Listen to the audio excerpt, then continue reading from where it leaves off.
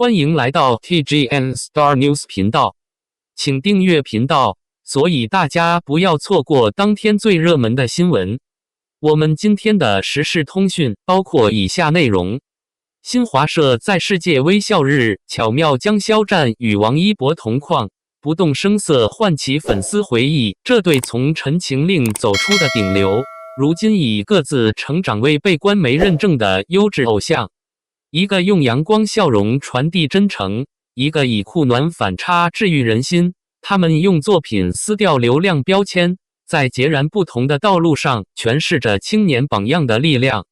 世界微笑日这波官媒联动，我觉得吧，最有意思的不是谁笑得多甜，而是新华社那个小心思，悄默声把肖战和王一博又排一块了，隔着屏幕给粉丝来了一记回忆杀。这操作特懂人心。说实话，我第一眼刷到截图的时候，还以为是谁 P 图呢。往下细看，来源写着新华社，配图是肖战笑得眼睛弯弯，王一博那种淡淡的、有点酷里透暖的笑，名字还一块写得明明白白。这就不是粉丝剪辑能比的官方感，那味儿一出来，老粉都懂。而有意思就有意思在，这不是俩人站在同一个舞台，同一场活动同框，而是官媒在推荐优质偶像的时候，把他们并列放在一条内容里。你说这不是刻意安排？我是真不信。编辑做图排版的时候，谁跟谁挨着，心里没点数吗？我就纳闷了，有些人动不动就爱阴谋论，说什么话题炒作捆绑营销的了吧？新华社这级别的媒体，谁有那个胆拿他们开刀？更多还是一种态度，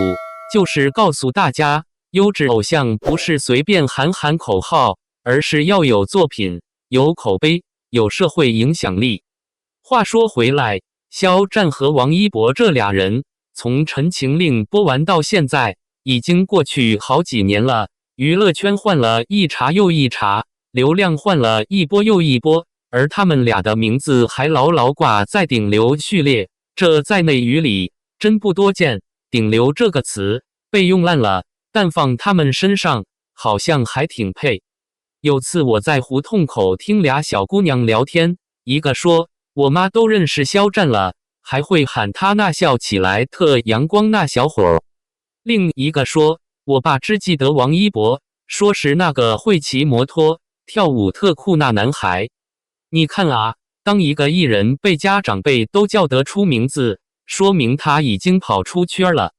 而这回世界微笑日的操作，表面看是比谁笑得好看，实际上是官媒在做一件挺严肃的事，给年轻人树一个情绪榜样。你说现在压力大不大？打工人焦虑，学生卷得不行，大家最缺的是啥？就是那种看到别人笑一笑，自己心里也跟着亮堂点儿的感觉。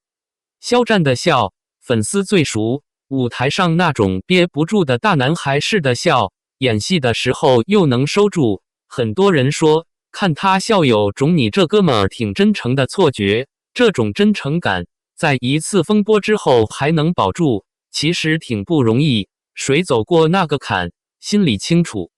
而王一博那种笑，就偏冷一点。平时镜头里总给人一种酷酷的、话少的印象，但你真看他在节目里、在舞台上被逗笑的时候，那种少年感一下子就出来了，也挺治愈的。有粉丝说他是冷脸下的暖灯泡，说的挺形象。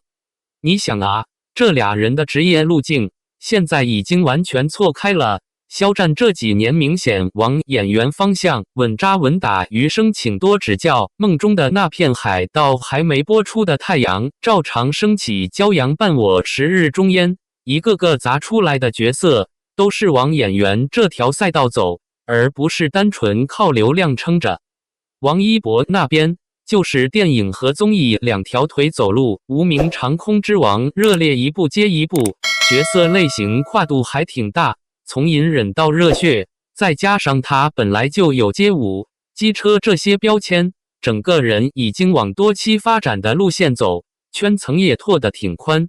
而就是在这种各走各路的状态下，官媒突然给了一个同框的画面，味道就出来了。不是说要他们重回 CP 营销，而是很简单的一件事，告诉观众，合作过的年轻人现在都在好好走自己的路，没必要非得搞对立那一套。说实话，我作为一个老媒体人，看过太多拆 CP 互撕拉踩的戏码，有些粉丝动不动就要把对家按地上摩擦，仿佛不踩对方一脚，自己爱豆就不算成功。结果呢，最伤的往往是艺人本身，谁愿意看自己名字跟一堆骂战挂一起？这回新华社把肖战和王一博排一块儿，我倒觉得是一种调停，一种很温柔的提醒。嗨，大家别忘了，当年你们一起追《陈情令》的那段夏天，是因为一个好作品，是因为两个角色，是因为那会儿你们真心喜欢，而不是为了互撕。而粉丝这边的反应其实挺有意思，有人激动到截图保存，做成壁纸，有人淡淡的说一句，能看到名字在一起就够了。还有人很理智，各走各的路就挺好，别再拉郎配。这种情绪的变化，其实也说明一个问题，观众成熟了。我觉得吧，真正好的追星状态，就是你能在爱一个人的时候，还保持一点点清醒，知道他也是普通人，也会犯错，也有自己的职业规划，而不是拿他当人生全部，更不是要通过踩别人来抬他。这种爱，说难听点儿，有点裹挟。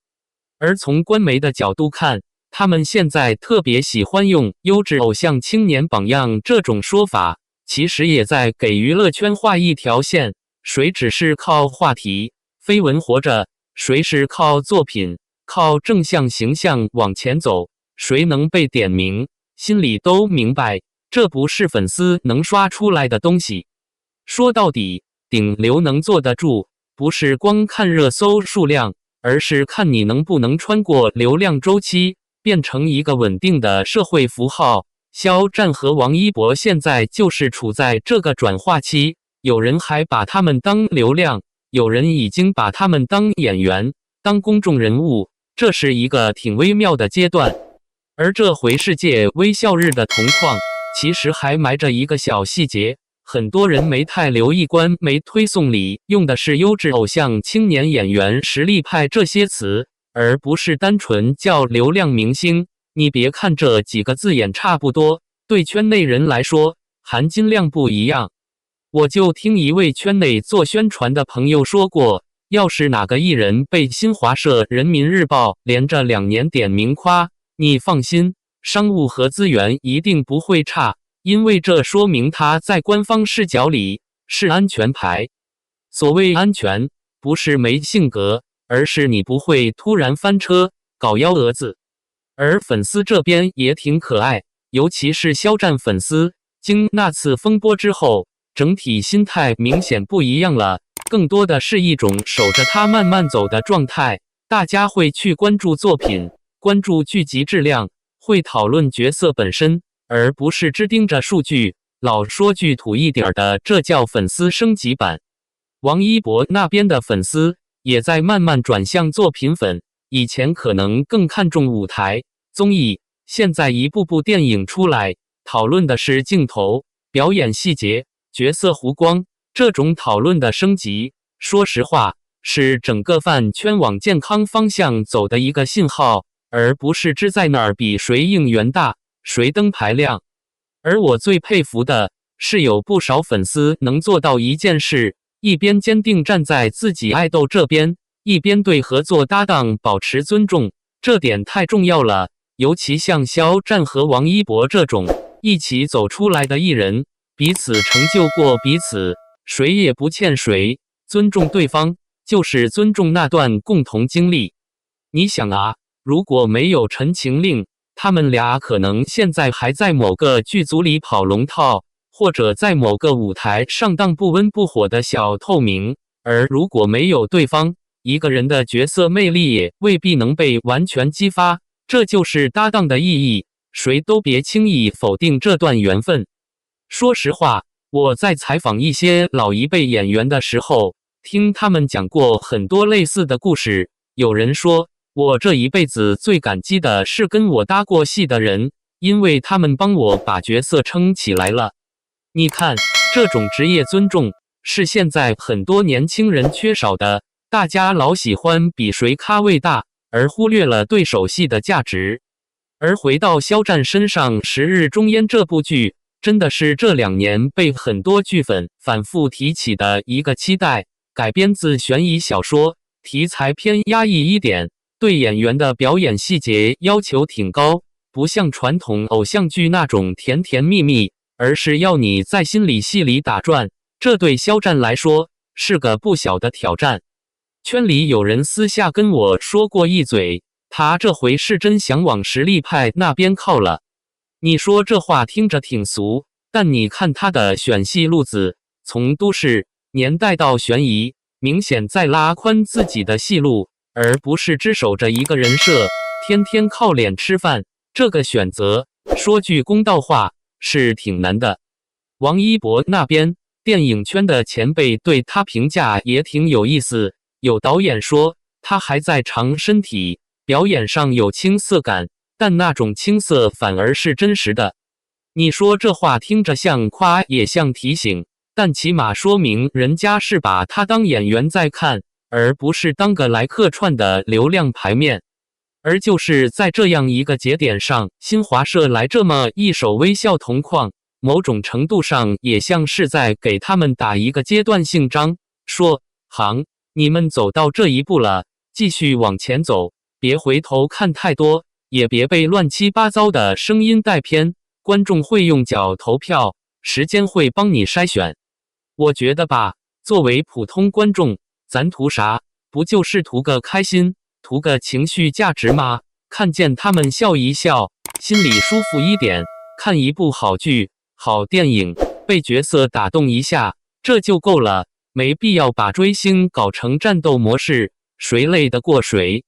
而说到底，肖战也好，王一博也好，他们都是30岁上下的年轻人，还在成长，还在试错，还在摸索自己的职业天花板。咱就别动不动就给人扣完蛋了过气了的帽子。互联网记性太短，人心别这么短。这回世界微笑日的同框，可能过几天又会被新的热点淹没，而对老粉来说，这就是一个被好好保存的小瞬间，是那种你以后翻相册会突然笑出来的那种瞬间。哪天心情不太好，拿出来看一眼，心里会说一句：嗨，当年咱追的那对少年，现在都活成自己想要的样子了，挺好。至于未来嘛，让他们自己走去呗。肖战好好演戏，王一博好好拍片，谁结婚谁发歌谁拿奖，咱就坐在屏幕这头看一眼，笑一笑，点个赞，关掉手机，继续过自己的日子，这才是追星最靠谱的状态。